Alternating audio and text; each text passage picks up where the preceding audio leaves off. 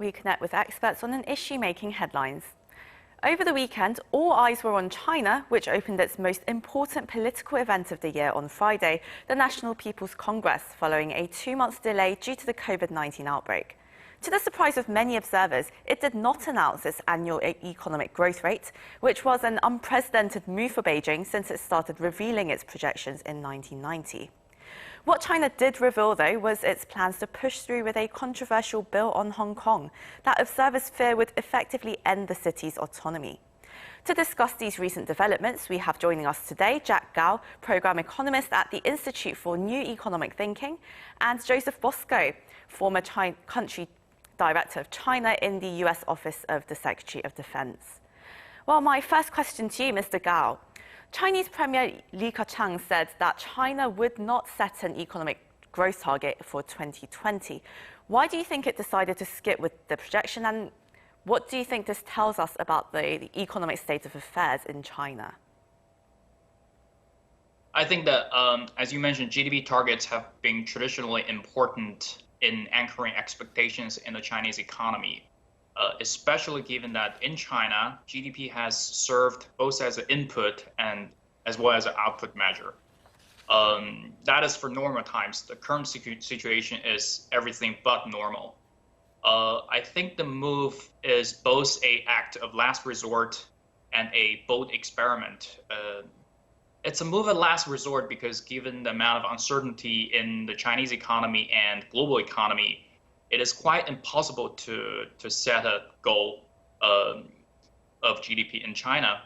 It is a bold experiment because, traditionally GDP targets have served an important role in incentivizing local officials in China. Some economists have called the Chinese model regional decentralized authoritarianism. Which the local officials would compete to perform economically. So it'll be interesting to see if local officials are hard pressed to deliver in the absence of a numerical GDP target. So a lot to look out for, I suppose. And Dr. Bosco, what does this decision not to reveal its growth projection tell you about China's state of affairs? Well, I think clearly they've been impacted by the pandemic, as every other government and economy have been around the world. So they're in effect hedging their bets, not willing to go out on the limb too far to make the kinds of predictions they've made in the past. So they're playing it by ear in a certain sense, and unwilling to risk embarrassment if they make a projection that falls short. But I think it's worth mentioning that even before these latest developments on Hong Kong and in the pandemic, China has approached an inflection point with the world. There have been so many things happening in China's policy externally as well as internally in terms of suppression of the Uyghurs and other issues that the rest of the world is having a second look at China. Many countries that believed that it was going to sustain economic and even political reform as the West opened up have been greatly disappointed. And they've seen actions, even on the Belt and Road Initiative, that have been counterproductive in terms of the aspirations of the countries involved in that. So China is, as I said, on almost a collision course with the West. Even before the pandemic. The pandemic has greatly worsened that situation and increased tremendous distrust of the Chinese government. So we're at a very, very critical period, I think, and Hong Kong is now the test case of where things will go. Well, Mr. Gao, what do you think is right now the biggest challenge for the Chinese economy amid the COVID-19 pandemic, and what do you think it will have to overcome to achieve the 9 million jobs it is aiming to create as part of its $500 billion stimulus plan? Well, GDP for China has been important, but right now it's almost amongst their least concern. Like you mentioned, job creation is certainly top of the line. Maintaining people's basic livelihood around the country, as well as maintaining the functioning of markets in China. I think these are important challenges for the Chinese economy. In the first quarter, something to the order of hundreds of millions of jobs, hundreds of millions of jobs were lost in China, which rebounded obviously in April as the economy normalized, but creating 9 million additional jobs, which is less than the goal last year, for example, would still be a challenge. For the 500 billion fiscal package, there's still a lot to be learned from that in the coming days and weeks. But what we know about the Chinese economy is that 80% of all jobs are in the small and medium enterprises. In recent years, as much as 90% of new job creation happened in SMEs. So keeping these small and medium enterprises alive, lowering costs to do business, having some targeted measures, as well as boosting consumption would be the key. So as much as the SOEs, the state-owned enterprises, have traditionally been important in China's economy mix, I think it is crucial to have SMEs playing a ever more important role in this recovery. And of course, we're expecting to see some infrastructure projects as well. Well, Dr. Bosco, also at the meeting, China said that it plans to pass a very controversial legislation that many fear that would effectively end the autonomy of Hong Kong. And well, it does seem like a very sensitive time to be pushing through with this kind of bill. I mean, given the controversial nature of the issue. So why do you think the Chinese government is trying to push through with this now? I think coming back to the pandemic, I think that has distracted the attention of governments all over the world who are focusing on both the physical and medical issues as well as the economic impact.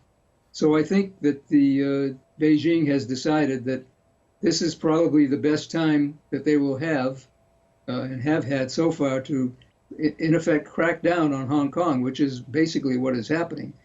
And they're hoping that the U.S. will be so preoccupied and distracted with its efforts to control the pandemic that we will not be able to muster the political support to take strong action. I think that's a gross miscalculation because the Hong Kong Human Rights and Democracy Act passed the Senate unanimously and almost unanimously in the House. So both political parties and both chambers of Congress are totally united. The president signed the legislation. So there's no division within the American body politic. There's unanimity of opinion that something must be done to rally behind the people of Hong Kong and stop China from violating the formal commitments it made to the British government and to the international community when it established the one country, two systems arrangement for Hong Kong. Well, White House Security Advisor Robert O'Brien actually said on Sunday that the US government will likely impose sanctions on China if Beijing implements this law. But then Beijing's Foreign Minister Wang Yi warned against foreign intervention. And of course, in recent weeks, we've seen tensions escalate in the South China Sea as well. Do you see tensions between the two countries arising even more, and to what extent? I do. I see them rising not only in the South and East China Seas, but in the Taiwan Strait. You have issues there, let alone the human rights issues of the way they're treating the Uyghurs and the Falun Gong and religious groups.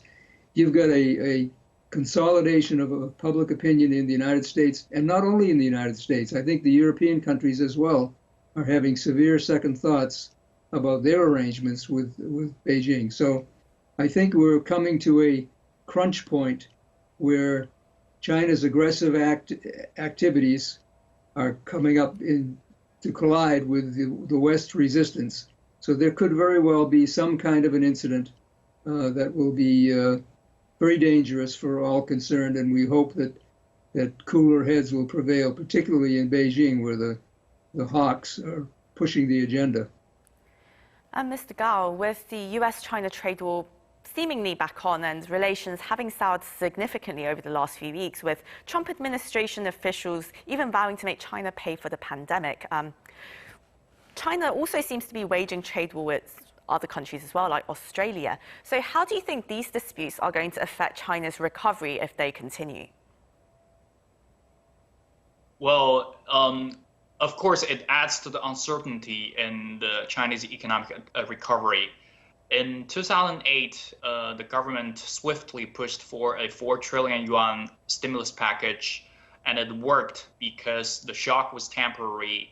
And of course, the international environment was a lot different from what it is today. So there was coordinated fiscal responses globally. In China, that was in the form of big fiscal infrastructure push, like the high-speed railway and so on and so forth. And for the Chinese economy to continue this time around, of course, we have to have no worse outbreaks in the country. We have to have continuous normalization of the business environment, improvement of household and business expectations. We need the repair of the supply side, to use the technical language. Only if that happens can you have stimulus that works. And certainly we need improvement in the rest of the world.